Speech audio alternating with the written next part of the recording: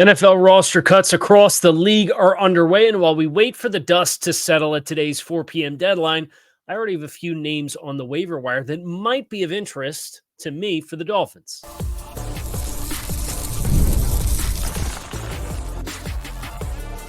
You are Locked On Dolphins, your daily Miami Dolphins podcast, part of the Locked On Podcast Network, your team every day. All right, Miami, welcome to another episode of Locked On Dolphins. It's your team every day here on the Locked On Network. I'm your host, Kyle Krabs, a lifelong Miami Dolphins fan, host of Locked On Dolphins, co-host of Locked On NFL Scouting, author of Touchdown Miami, and the NFL Draft Lead at the 33rd Team. All of our shows here on the Locked On Network, you can find them on YouTube or wherever you listen to your favorite podcast. Tip of the cap to our everydayers, because it is your team every day here on the Locked On Network. It is Tuesday, August 27th. Today's episode of Locked On Dolphins is brought to you by FanDuel. Now through September 22nd, all FanDuel customers can bet $5 and get a free 3-week trial of NFL Sunday Ticket from YouTube and YouTube TV. Visit FanDuel.com/locked on to get started. If you're watching on YouTube, you can welcome my cat Logan in as he and I and everyone else are awaiting 4 p.m., which roster cut deadlines across the league must be trimmed to 53 players. That process started a little bit over the weekend, was a slow trickle yesterday. And today, if you're on social media, your timeline is pretty much a steady state of player cuts across the league and reported new players. And while I didn't want to do a show and leave everybody hanging when in the initial 53, not the final 53, the initial 53 is apparent, I did want to do a show and not leave you guys hanging, shouting out some names that I thought were of particular interest that we know will be on the waiver wire, unless something happens between now and 4 p.m. where a team hears that another team is going to cut a player, gives them a phone call, and they work out a trade. These things can happen like that, and they can happen very quickly. So there's a lot of flux, which is why I didn't do like regularly scheduled program show release this morning. But now that we know what players are starting to be available, there's at least an opportunity to look and say, hey, I think these guys might be nice fits for Miami. Are you going to get them all? No. Might you get one? Maybe. Will you get any of them? Probably not. But as you look to create that steady churn on the bottom of your roster, whether it's at quarterback with the QB3 opportunities that exist out there, whether that's at some other positions of need, or on the other side of that coin, names that you see and recognize and know from 2, 3, 4 years ago that I don't think have anything left in the tank, and I wouldn't be interested in. For the Dolphins themselves, we've already got a number of cuts, including a lot of the young wide receivers. Linebacker Curtis Bolton, who came in early in camp and played his rear end off. It was announced by Barry Jackson that he had been released from the team. Barry Jackson also reporting Neville Gallimore at defensive tackle was released from the team, or is being released from the team. Of course, there is always an opportunity to get these guys back on the practice squad. You got 16 spots. So we will see if those players get a chance to stay with Miami, but not making the initial 53. A couple players who I thought at one point or stage of the preseason and training camp process, I thought had a pretty good argument. I'd say for Gallimore, I thought he faded down the stretch in the preseason games. And for Curtis Bolton, I would say that's very much a numbers game thing. His merit for making the team certainly made a strong case with his play. Now, who's out there that is of interest to me? There are two potential quarterbacks that I would have interest in potentially pursuing if I were the Dolphins as your third quarterback. It's worth acknowledging the emergency quarterback, third quarterback, practice squad, unlimited elevations rule. That was vetoed by the NFLPA. That came out over the weekend. I believe Omar Kelly was the first to kind of touch on that. Barry Jackson confirmed they heard from the Dolphins that the NFL Players Association did not ratify the rule change that would allow every team to carry an emergency quarterback as the third quarterback and it not counting as your practice squad elevations. So if you want to have three quarterbacks available, you need to have three quarterbacks available. And you do that by having them on the 53-man roster. That's a little bit of a shift, and I think it puts the Dolphins back in a position where they have a decision to make on if they want to carry just Tua and Skylar Thompson, or if they do you want to put Mike White back on the practice squad and elevate him if you feel like you need him and figure it out in a month, or roll the dice with two.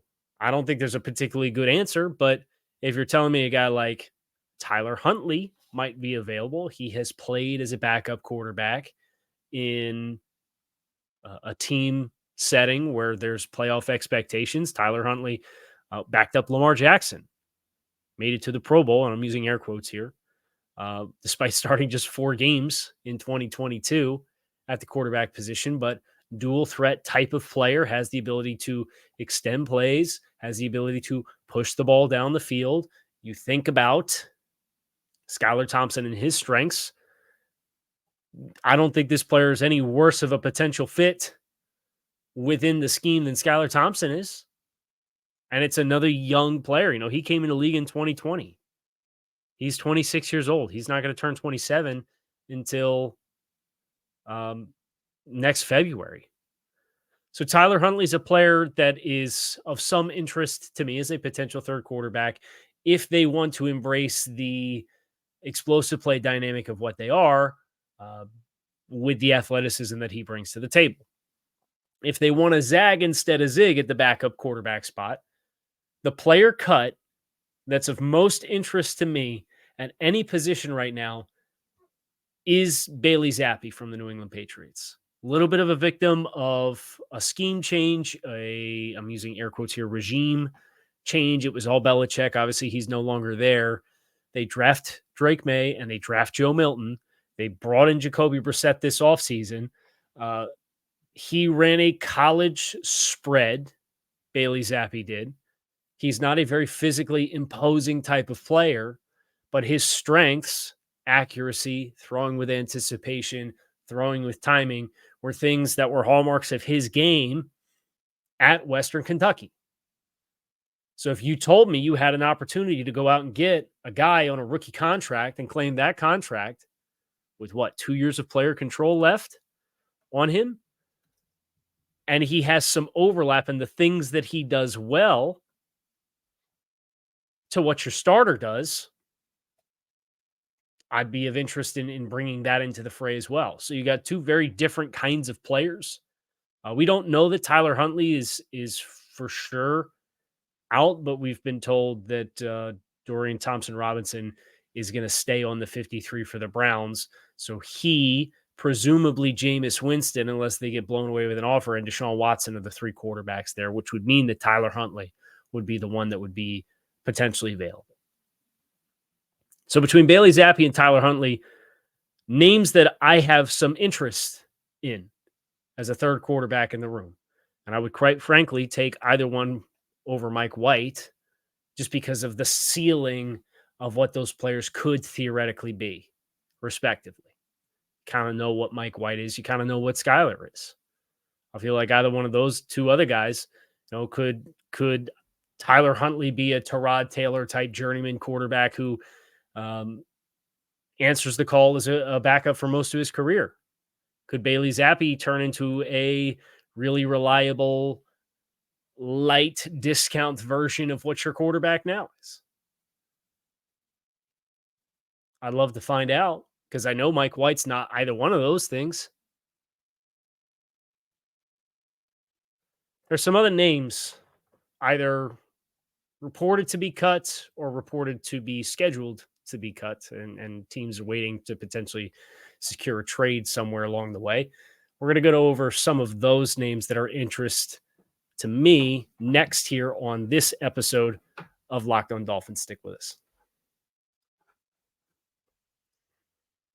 You've heard us talk a ton about FanDuel, America's number one sportsbook, but we have something a little different for you here today. Now through September 22nd, all FanDuel customers can bet $5 and get a free 3-week trial of NFL Sunday Ticket from YouTube and YouTube TV. And then with a YouTube TV base plan, you'll be able to watch every regular season Sunday afternoon out of market game. All you need is a Google account and a current form of payment, and you can cancel at any time. Just visit fanduel.com/lockedon to download America's number one sportsbook. Other names of interest to me for the Dolphins that are reportedly available. I'll look at wide receiver. I think you have a lot of options here. I think you have a lot of names that you might recognize, you might not recognize, you might not have heard for a while. 3 in particular with kind of different situations. Noah Brown, Houston Texans, is being released. Houston kind of maybe flirted with trading John Mechie. I'd have been interested there. Noah Brown's a very different kind of player, but he's really physical. And he's put up 500 receiving yards in, I believe, each of the last 2 seasons. So he's been a modestly productive player, but then Houston goes out and they secure Stephon Diggs this offseason to go with a healthy Tank Dell and the emergent Nico Collins and the aforementioned Mechie. It's just a bad mix for a guy who's primarily a special teams guy. Here's the good news. He played in Houston last year. It's not a 1-for-1, but there is some overlap in terminology and ideals because they run a branch with Bobby Slowick of the Shanahan coaching tree. Potential fit. Big physical guy. I mean, this is a guy who is 6'2", 220 plus pounds. Would love to have that dynamic in the room, especially if Eric Ezukama is going to continue to struggle with durability. Also out there, Ben Skoranek. If you remember, this was the player that helped Sean McVay transcend all of the rules of offensive football and help push the league in a different direction because Sean McVay ran him out there at wide receiver and played 11 personnel, but used him as an H-back and a fullback and a glorified tight end and did all those things with him. 6'3", 225 pounds. Had his big-time glow-up in 2022, in which he caught 39 passes for 376 yards, his 2 career touchdowns. But he played for Sean McVay, and he does a lot of dirty work. I like dirty work players. This offense needs dirty work players. Consider it of interest to me to potentially add him into the fray to go with Waddle and Hill and Beckham. We'll see if Beckham's on PUP to start the season or not. And Berrios and Craycraft on presumably IR based on a shoulder injury that will force him to miss quote unquote some time. Ezukanma. Would love to get a name like a Noah Brown or a Ben Skoranek into the mix for your wide receiver room. If you wanted to go with a little bit more receiving production, there's a player who reportedly is going to be available. Is available presumably for trade. It's been announced that this team is moving on from this player. It's another big body guy, 6'4", 210 pounds. Tim Patrick. Tim Patrick has missed each of the last 2 seasons with significant lower body injuries. But in 2020 and 2021, he recorded 742 and 734 receiving yards respectively and 11 combined touchdowns. Can you get him for super cheap? If you can, that feels like the kind of move. The Dolphins feel like they'd get surplus value at a discount because of injury questions, for better or for worse. That's kind of how they do their business. So a number of guys with size that could be of appealing addition to your wide receiver room across the league that are available for one reason or another. Whether it's a numbers game for a really good room or a new regime that wants to move on from an aging player with some durability questions, or in the case of Skoranek, maybe just not the best fit. So as you survey that room and that position, feels like the most obvious area where there's going to be somebody available. When you look at the rest of the needs, and everybody's going to point to the offensive line, everybody's going to ask about the offensive line and going out and getting somebody and finding upgrades over what you have. I think that's easier said than done. There have been a couple of offensive line names that have been of interest to me. I don't think they're great fits, or they play tackle, which is redundant. Josh Ball from Texas is one, or from Dallas is one. He was a 4th-round pick in 2021 out of Marshall. Kind of had a troubled background. Never really stuck in the midst of Dallas. They've had to kind of rejuvenate that offensive line. They're scheduled potentially to start 2 rookies on that offensive line. I think about Dennis Daly, an experienced player, not a great scheme fit, but I feel like there's a certain floor there that maybe you'd be comfortable with. Is it better than what you have? I doubt it. Because let's be honest, nobody's cutting the good offensive lineman. You get something done there, you're probably going to have to manufacture and swing a trade to get somebody of real substance that you feel like is going to actually help you upgrade that spot. I have a couple of players that are on my quote unquote no-go list. I don't think they're good ideas to explore. And we're going to touch on them next here on this episode of Locked On Dolphins as we await the roster cut down deadline at 4 p.m. It's coming your way next. Stick with us.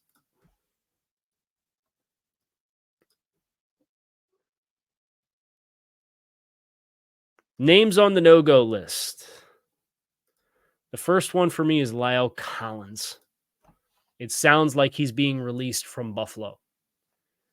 And La'el Collins is a player that the Dolphins and their fans have a long history with, going all the way back to when La'el Collins came through the draft process and slid all the way down in the draft on account of his status as a person of interest.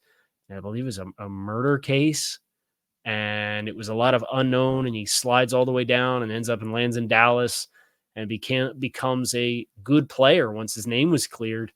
And then he hit free agency, and Dolphins fans wanted him, and then he went to Cincinnati, and it didn't really work out there. They moved on, and now he's in Buffalo, and now it's there. It didn't work out there, and they're moving on. It feels like a player who, with some of the injuries that he's had, it's probably done and gone, right? And to bring in a player, a vet player, who you recognize as somebody because of the name and who he was 3 years ago, and wanted to come in and help fix the perceived issues with this offense. And I've been doing more and more research on that. We'll talk a little bit later in the week about some of that kind of stuff, which I found some really interesting things. I just don't think it's going to help you solve anything, to be honest with you. Now, that doesn't mean that you're not going to have interest as the collective fan base on Twitter, but it's not somebody that I'm overly enamored by as an option for the Dolphins. Next on the no-go list that I have is CJ Henderson, former top 10 pick at cornerback. The light bulbs never really come on here. At least you look at La'el Collins and you can respect what he turned his career into as a player capable of playing guard and tackle. Where CJ Henderson, drafted very highly out of the University of Florida, does not tackle well, does not show a good appetite and run support, struggles in man coverage and consistency, but is a name that you know because you saw him get drafted in the top 10 not all that long ago. I don't think he can play. And the fact that Houston's corner situation is as dire as it is, and he's getting cut off that roster, is a bit of a flag for me. So it's a no thank you for CJ Henderson. Carl Lawson's the next one. And the reason why he's on the no-go list for me is because the Dolphins kind of kicked around Carl Lawson. And they had their issues with the Shaq Barrett retirement and kind of had an opportunity to assess the landscape. He ends up going to Dallas, Carl Lawson does, and they lost Sam Williams for an injury for the season, and he's already cut and back out. That's not a good sign. So while Carl Lawson is a player who played on the Jets, had some production, the fact that Miami had a need there early this offseason after the Shaq Barrett retirement, and they explored their options and landed on not Carl Lawson, and then he goes somewhere else where they need edge help, and he doesn't make it there either, I think tells you probably everything that you need to know. And then the last one that I had written down was Siaki Ika. This is a former third-round pick out of Baylor. Went to the Cleveland Browns, big nose tackle. He's a Danny Shelton-type player. Lacks length.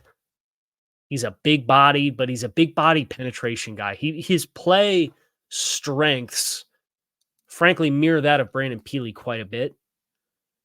But Peely, I think, is more athletic, and Peely's got better length.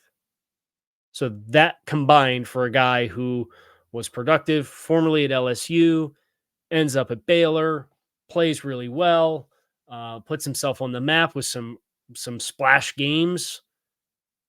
But you watch him and it's like, yeah, he's not a nose tackle. He's a penetration player, but he's built like a nose tackle. It's an awkward mix. And he's really struggled to kind of find his footing in the NFL, so much so that as a third-round pick from the 2023 NFL draft, he's already not making the cut for the Browns. And the Browns are a team that they've done a pretty nice job in adding some names to their defensive front, but they aren't necessarily brimming with a lot of talent. It's Shelby Harris, Dalvin Tomlinson, Quentin Jefferson, and that's Maurice Hurst, Mike Hall, who's a troubled player, who's in some legal issues, and I believe he's going on the commissioner's exempt list. It's not like this was a very brimming talent pool, and a third-round pick from last year theoretically should have had better footing than what Siaki Ika did. It's because of that he's on my no-go list. So that's something to wet your whistle as we sit here and we wait for the 4 p.m. deadline to come and these initial rosters to get finalized and the full talent pool on the waiver claims to be available. And when that comes, we will react to that too. But I hope you enjoyed this primer as we await all the news throughout the course of the day today, stuff that isn't necessarily super time sensitive, because if you try to do something news related on a day like today, by the time you finish recording, you're 3 stories behind. So hope we scratch the itch a little bit. I will be back again very soon for more Dolphins coverage as we get to the initial 53, the waivers, what all that looks like. So keep it locked in right here on Locked On Dolphins. It's your team every day.